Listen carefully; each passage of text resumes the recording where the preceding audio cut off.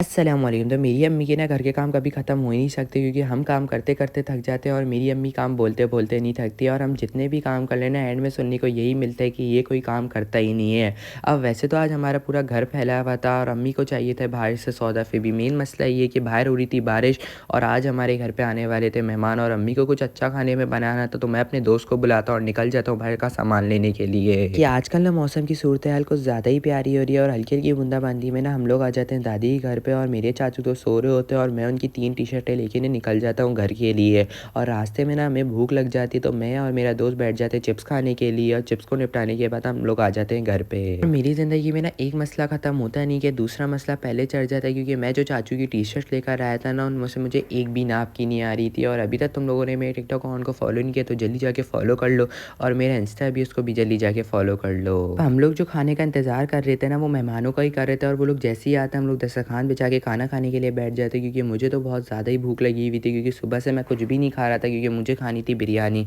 और उसको खाने के बाद ना वो लोग केक भी लेकर आया था तो केक कटवाने के बाद केक की भी पार्टी हो जाती है। बाकी मिलते हैं एक नए दिन के साथ और एक नए व्लॉग के साथ। चलो टाटा बाय बाय।